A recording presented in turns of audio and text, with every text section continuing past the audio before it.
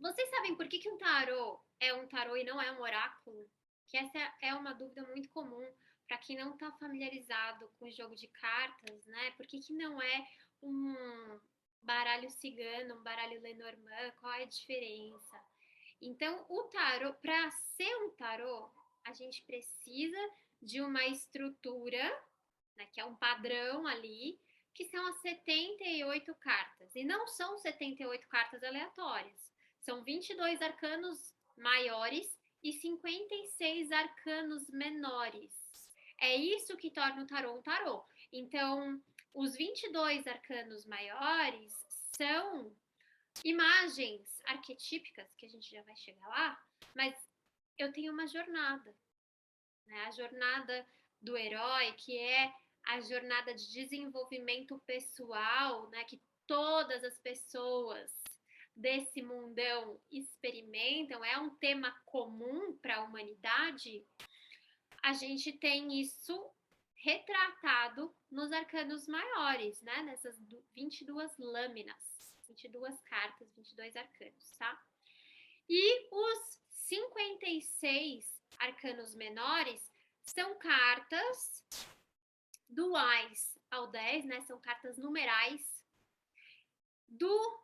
A gente tem valete, cavaleiro, a rainha e o rei, né? Então são as cartas da corte e todas têm naipes.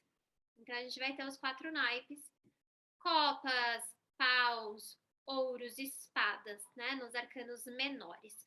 Os arcanos maiores não têm os naipes, tem os números, né? Então a gente vai do 0 ao 21 ou do 1 ao 22, dependendo do tarô. O tarô das lobas a gente começa no 0 e vai até o 21, que é do louco até o mundo, que é a primeira carta até a última. Então é o início e o fim, entre aspas, porque esse é um processo contínuo, cíclico e circular. Joia! Outra dúvida bem comum para a gente deixar essa nomenclatura bem familiar para vocês é que as pessoas costumam chamar, além de baralho de tarô, né, deck de tarô. Deck de tarô também é tarô, tá? Então é só mais uma maneira de chamar o baralho. Existem alguns tarólogos que vão fazer uma diferenciação dos arcanos maiores, que são as 22 cartas, né? E dos arcanos menores, falando que os arcanos menores são para leitura divinatória. O que quer dizer isso? Que eles são para adivinhação, que eles vão mostrar uma tendência futura, alguma coisa que vai acontecer, um evento que vai vir pela frente.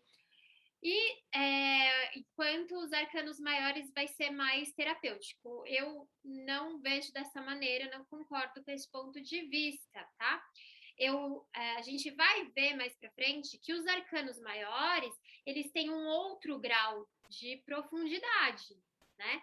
Mas todas as cartas são imagens simbólicas. Então, todas têm essa capacidade, essa potência de traduzir o que está rolando, né? Simbolicamente, vai estar escrito ali naquela imagem, de uma maneira não verbal, de uma maneira não literal, não óbvia, vai estar escrito o que está ocorrendo no meu mundo interior. Isso eu vejo tanto nos arcanos maiores quanto nos menores, tá? E a leitura divinatória também pode ser atribuída aos arcanos maiores, né? Uma coisa não tem a ver com outra. Pode ser um método de leitura de algumas pessoas, mas aqui a gente vai interpretar. Se você decidir pegar o tarô das lobas e interpretar os arcanos maiores e os menores só para terapêutica, só para identificar processos interiores, você consegue. Se você quiser ler só de maneira divinatória os arcanos maiores e os menores, você consegue. Se você quiser fazer os arcanos maiores para terapêutica e os menores para leitura divinatória, também é possível. Se você quiser ler, que é como eu costumo fazer, pergunto se a pessoa, se ela quer, né, saber das tendências.